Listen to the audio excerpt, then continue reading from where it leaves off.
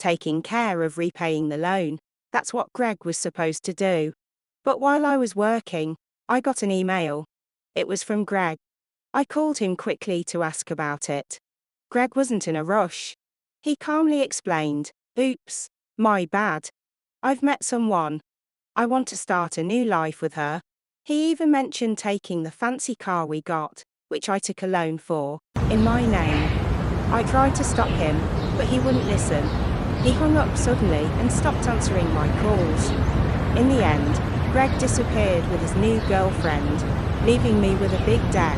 I'm Hannah, 35 years old. Greg, my husband, is the same age. We have a son, Ryan, who's 10 years old. Ryan's always been smart. He reads stuff online and asks me about it, even if I don't always understand. Greg, on the other hand, has never had a steady job. I work full-time, worrying about our future. But Greg finally got a stable job recently, and we decided to buy a camper van for $35,000. Since Greg couldn't get a loan in his name, I got it instead. On the day the camper van arrived, Greg sent me an email out of the blue. He said he's taking the van because the loan is in my name. He also confessed he's in love with someone else and wants to be with her. I was shocked and confused. I called him right away. "What are you talking about?" I asked. He said he's leaving to be with his new girlfriend and hung up. I was heartbroken. I tried to reach Greg, but he wouldn't respond. I felt betrayed. I couldn't find the divorce papers we talked about. I was left with a huge debt and no way to contact Greg. Ryan noticed something was wrong and asked me about it. I tried to hide it, but I couldn't lie to him. So, I decided to tell him everything. "I understand. Dad has a habit of doing unexpected things like this. Aren't you sad?" Ryan asked, his words tinged with a sense of understanding. "No, not really," I replied. I sort of saw it coming from how things were going. Ryan, seemingly wise beyond his years, appeared unfazed by the prospect of our parents' divorce. But deep down, I knew he must be hurting. Though I felt sorry for him, I couldn't bring myself to express it. As I tried to push away thoughts of the dreadful events that unfolded, my body couldn't hide the toll it took on me. Despite a planned training session at work, I found myself unable to stand up. "I'm sorry, I need to take a break," I muttered weakly as I squatted down.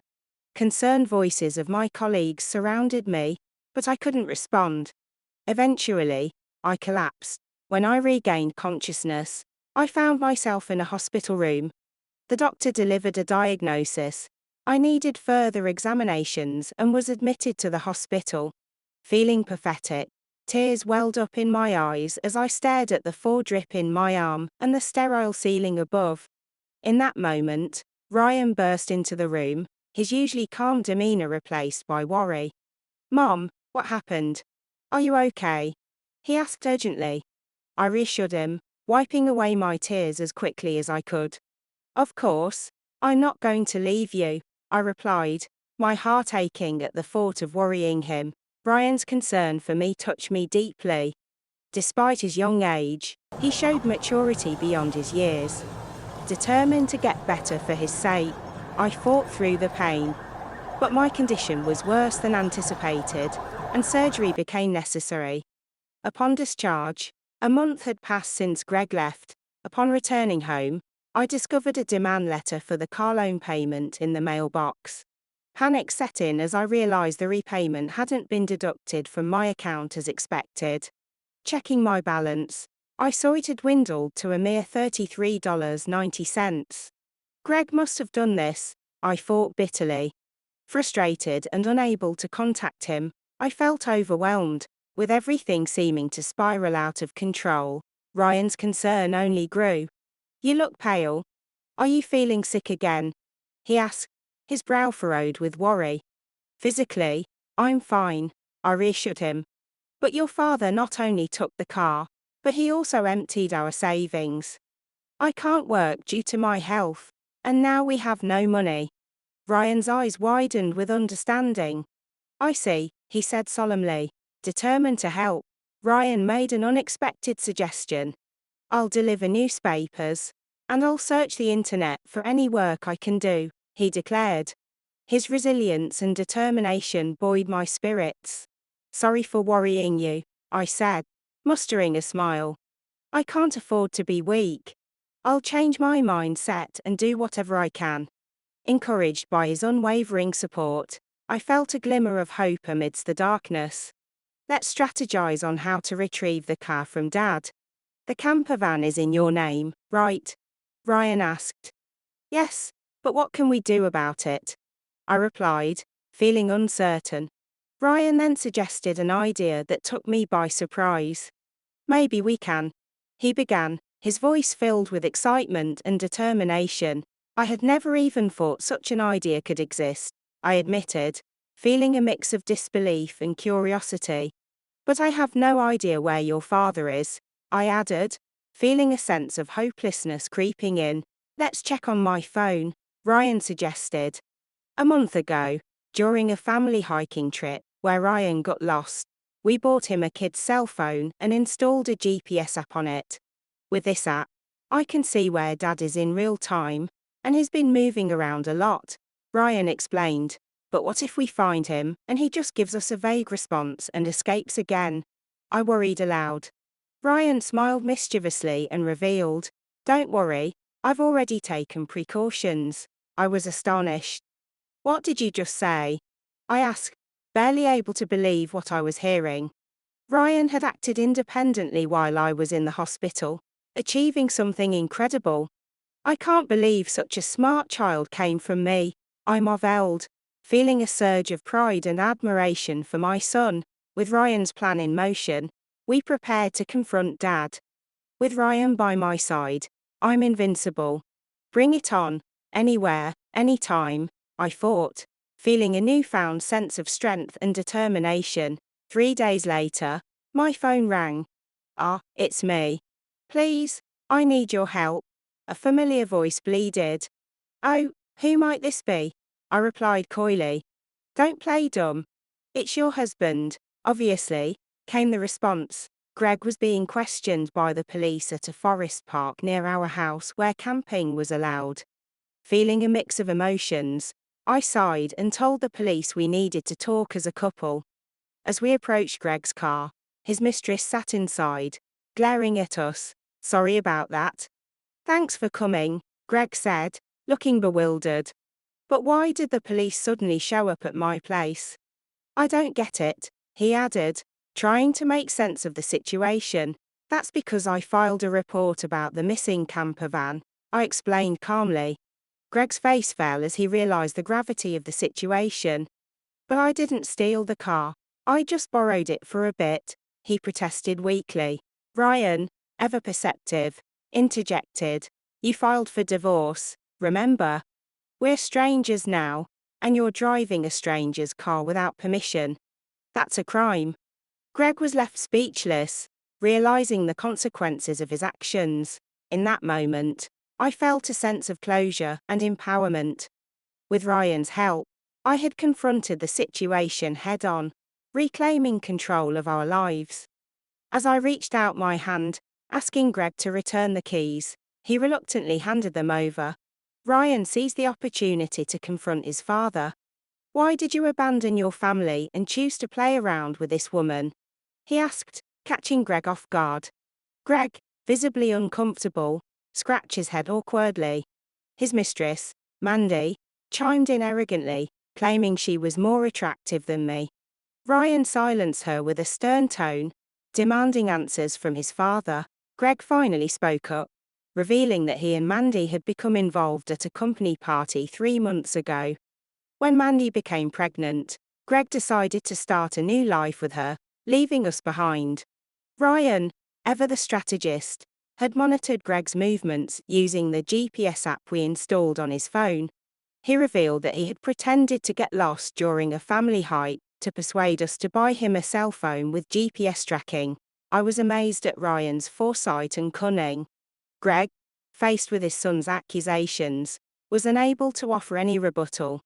Seeing Ryan assert himself with such maturity filled me with pride as a mother. demanding the return of the $20,000 Greg withdrew from our joint account. I was appalled to learn he had squandered it. This revelation reinforced my decision to divorce him. When Greg argued that he didn't have to return the money, claiming it was joint property, I stood firm.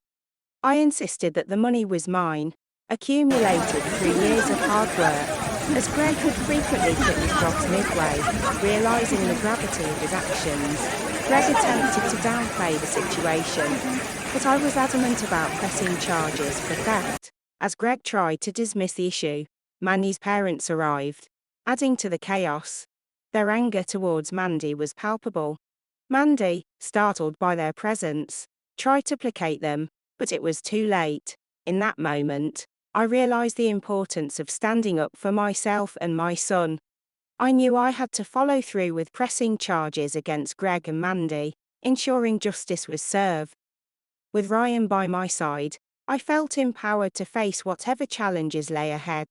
Ryan suspected Mandy, who had left the company with Greg, and took matters into his own hands. He gathered evidence, including photos of Greg and Mandy looking overly friendly at company events. Ryan cleverly deduced that Mandy might have connections with her parents, so he tracked them down using information from the office.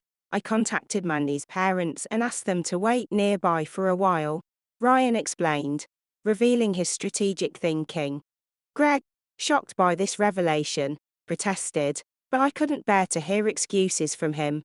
"That's my line," I retorted, feeling a mix of frustration and determination. As tensions rose, Ryan made a startling discovery. "Your stomach seems quite big. When is the baby due?" he asked Mandy. Her response revealed a crucial inconsistency. "In 3 months," she replied. But Greg and Mandy had only met 3 months ago, raising doubts about the baby's paternity. Realizing the truth, Greg confronted Mandy, leading to an explosive argument. Meanwhile, we contacted the police again to explain the situation. Soon, the forest park was illuminated by police car lights as officers arrived to mediate. Greg pleaded for leniency, promising to change his ways. But Ryan, ever insightful, reminded us that people like Greg rarely change. "I can't trust you at all," I agreed, feeling a mix of disappointment and resentment. As Greg and Mandy were taken away by the police, I laid out the consequences they would face. Greg would have to pay back the stolen money, along with child support for Ryan. I arranged for Greg to work at a subcontracting factory, ensuring his earnings would contribute towards his debts. With Greg and Mandy out of the picture, I sold the camper van and cleared the auto loan. My health improved remarkably, and I threw myself into my job with renewed energy.